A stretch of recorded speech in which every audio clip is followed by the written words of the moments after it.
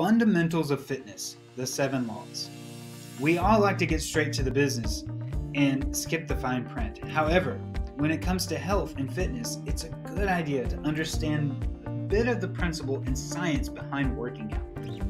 It will help with efficiency, performance, avoiding injury, and recovering faster, and can keep you going for much longer. The amount of information out there can be overwhelming, and it can become confusing really fast. There are a lot of different ways to exercise, but no matter if you're looking for strength, speed, lose weight, to gain muscle, or power, the same fundamental principles have to be underlying. Still, because we are humans, we are all a little bit different. So these basic principles can be tweaked to suit your individual goals. Now, there are 7 laws to fitness that we need to have in the back of our mind when we analyze to embark on a training program. Number 1, the law of individual differences.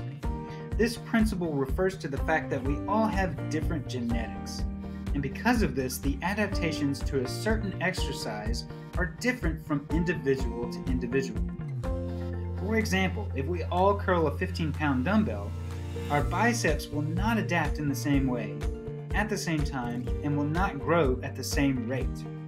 These expectations need to be managed to avoid frustration and help set realistic goals. Number 2, the law of overcompensation. Our body will tend to overcompensate in order to respond to the stress of exercise. Our muscles grow bigger, the fibers become stronger, and tendons become more elastic. Our body triggers an anticipatory reaction to greater future expected stress, so it overcompensates the adaptation. The law of overload. Simply, this is the principle that dictates that to see improvement, we have to increase the load we put on our bodies. This has to be done progressively, and only after we've adapted to the current training load and have allowed adequate time for recovery. Number 4, the law of SAID, specific adaptation to imposed demands. If you want to become stronger, you have to train for strength.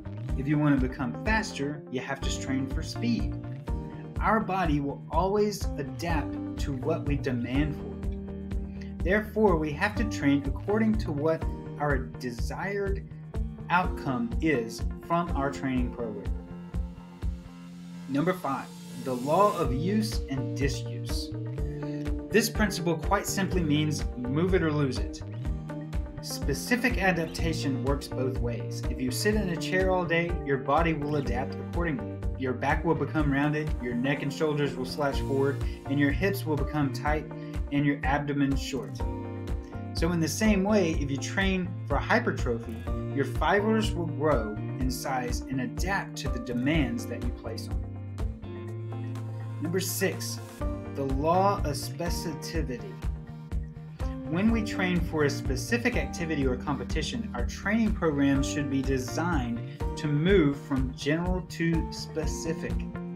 First, we need to have an overall good foundation and then move to sport-specific techniques and movement patterns. Number 7, the law of GAS, General Adaptation Syndrome.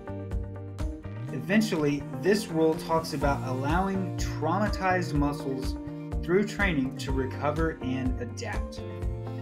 Every high-intensity period should be followed by low-intensity periods. If already tired muscles are constantly put to work over and over again, they don't have time to heal and become stronger to accommodate for higher demands. The opposite will happen, and they will become more damaged and less reliable. So no matter what type of workouts or sport you're into, take these principles to heart. It's just science.